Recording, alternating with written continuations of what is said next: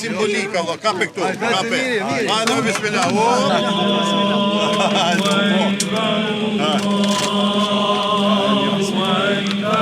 Hajde për hajna ku. Kjo xhami është në mesin të gjitha këtyre institucioneve shtetërore mund në zemrën të Malishevës. Do të kemi mundësinë që të lutemi, do të kemi mundësinë që të marrim udhëzime në rrugën e drejtë të Zotit, do të kemi mundësinë që ta shpendojmë liturinë, do të kemi mundësinë që të bashkëpunojmë për paqen, edhe për një mirëqenie më të mirë, edhe për qytetarët, të gjithë qytetarët jo të Malishevës, por të gjithë Kosovës, sepse kjo gjithmonë do të jetë e hapur. Besoj që është një ditë e veçantë për Malishevën, për qytetarët e Malishevës, për njerëzit të cilët besojnë, në ritëm me besim, e duan një jetë më të mirë, më njerëzore, më të efektshme, duke rrugë traditën, tolerancën dhe gjithë ato që e përfaqësojnë shqiptarët. Më shumë se kur kemi nevojë të kthehemi traditës sonë në rrugët e familjes, të nderit, të respektit, fuqizimit, lirisë, të dheut, të gjithë asaj që sot ne na bën mundi krenare që takojmë këtij shteti. Dhe ndëruar me shteti ruhet, e respektohet, nderohet, kur i ka njerëz të duhur, institucione të duhura, të cilat ligjërojnë, e ftojnë në këto vlera.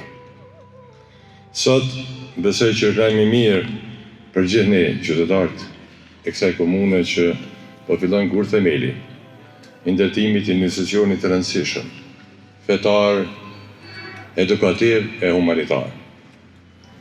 Kështu kanë qenë dikur në kohë të vështira institucionet tona edukative e fetare.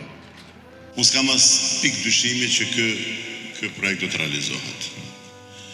Nga se tash 42 vjet jam bashkësi islame, 42 vjet. Dhe s'ka ndodhur asnjëherë që xhamati ynë të mos i përgjigjet thirrjes sonë. Unë dje isha në hapjen e një ambulancë që mbi 200 sa mijë euro që ndërtuam në Gurakos të Istokut, ishte 86 me radhë. Dhe kjo flet vetë se Bashkia Islame e Kosovës interesohet për ndërtimin jo vetëm të xhamive, mirë për edhe të qendre familjare, edhe të spitaleve, edhe deri tash kemi ndërtuar dhe 42 shkolla anë këndër publike sonë, që kemi qenë implementues të tyre.